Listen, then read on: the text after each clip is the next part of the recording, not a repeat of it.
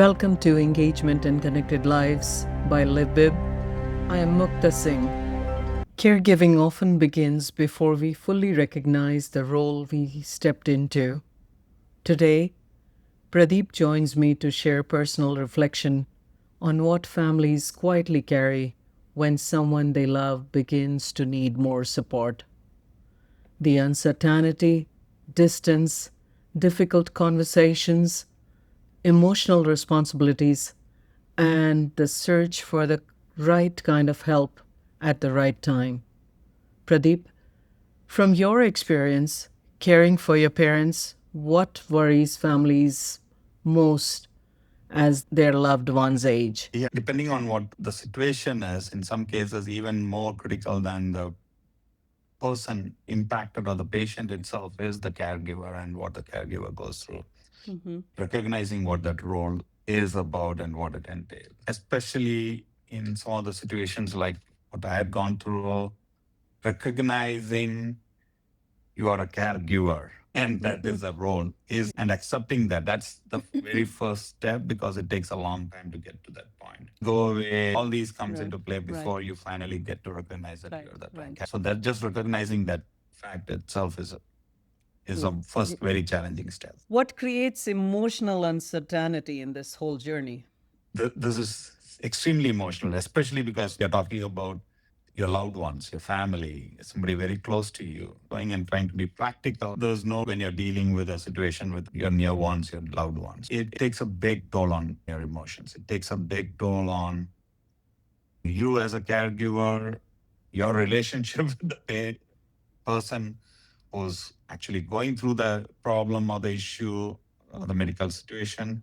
There's a lot of emotions around you might be the primary caregiver, but there's when it's a family and someone close to you, there's many people involved, and it resets relationships all across, and that takes a huge that's a huge emotional ask, and in many cases an emotional toll. Just that right, equations about the relationship is a big emotional. So, what kind of visibility do you think helps families feel reassured?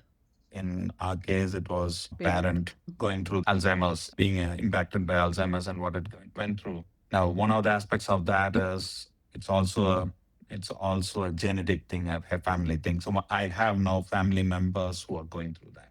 And one of the things I conversations with them on because I don't want to give the impression I'm an expert when I say these are other family members, extended family members. What I try to do is what I've been through, trying to help them cross that gap between seeing something happening, like in this case, it's memory related issues, seeing memory issues getting visible in various ways that you don't recognize it to be an Alzheimer's issue or a dementia issue. Try to get them through phase quickly, get to the point where they are accepting that this is something that has to be dealt with differently. This is with my uncle and so, so hand holding them through that phase of denial and looking for reasons outside of what my uncle is going through. Get through because now you can't force that because that's again an emotional issue, right? You don't want to paint everything with the same brush and kind of give the impression that you went through that, so you will go through this. It's not that, Yes. but they have to do the learning themselves. But trying to get them through that learning quickly is something that I have been focused on, and I've seen it help because they were able to intervene much faster than I think I intervened. If we knew how to deal with it much earlier than what we did ended up doing. No, I hear you. So, why do you think caregivers often feel emotionally isolated in this kind of experience? The usual one thing is usually everyone going through this, including me, I think you are the only one doing this. Yeah. Going on part, but you just don't you just don't accept the fact that some others might have gone through this and you could learn from it. And in that process, you end up isolating yourself. So the isolation is being from our own way We look at things. look at things, the way we respond to that situation. We end up isolating, feeling one is And this, I have to go through this myself. It's my loved one. Mine is different from everyone else. And Right. that just leads to that. So, what conversations become difficult in such situations between the families or between the close ones? There was various phases, and since I went through the whole cycle, there were multiple places. Definitely in the initial phases, that getting everybody on the same page in terms of recognizing what the issue is. In my case, being Alzheimer's, how to deal with it. Okay. Especially again, differs for different people, but in our case, when we live in our kind of family where we are split across the world, continents Different across, Right. the question about how are we going to deal with this becomes a huge question. It's a pretty big question. Yeah, of course. You are not every day, every hour, every minute in the person's life who's going through the challenge, who's going through the issue. You have to figure out various schedules, routines, Right. So and just those conversations. Even within the family, each person has their own personal limits, personal situations. of course. Trying to balance between that, definitely a hard situation. As it progresses, a lot of hard conversations among the again. I want to say the person impacted, but it's in my case and mine and my family's Surrounding case, members. the person itself could not be part of the decision making process. But people around us, we have to get to a consensus of course. how do we want to deal, how do we want to handle treatment, how do we want to handle intervention when it is needed, how do we want to plan the end of life Right. scenarios. That's really difficult because there's no easy way to do it. So There's you no have to do easy it the answer. hard way. Yeah, there's You no have easy to get answer. it out I know. and make I it. know. So these were all, these were all the situations that really Yeah. test the strengths of your relationships. Yes. And your emotional and physical as well.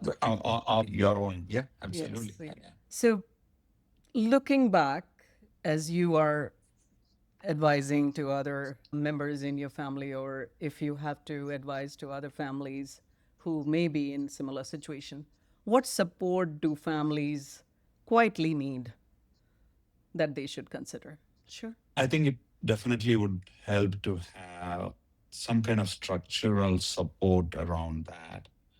A knowledge base. IT speak now. Sorry, some kind of repository, some kind of mechanism you can get that help for those who want to make sure that they are looking at it from the right perspective. So they can have a better visibility on how Yeah. they plan, how they structure the next step. Very much. Now, a lot of that you can also build it on your own, but that search, we had to do a lot of searching, for what is right, what is wrong, how to deal with it. Those kind of information, it comes a little later when you're already into it, and if there's a way to get that in front of the right people at the right time, definitely be helpful.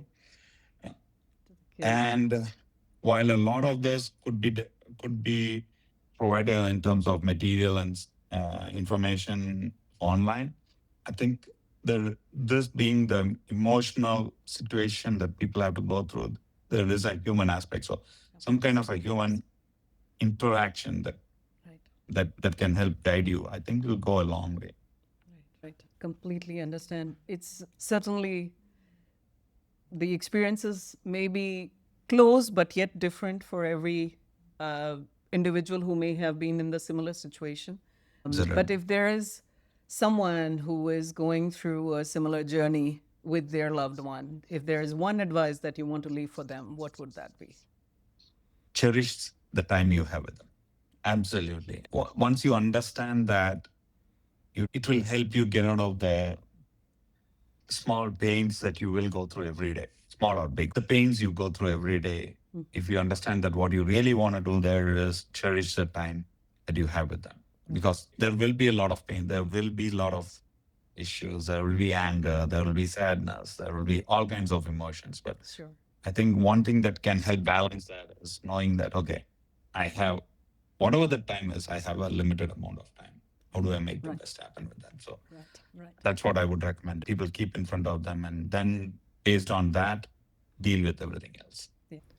That is such a meaningful reminder to cherish the time we have, even when the journey is difficult.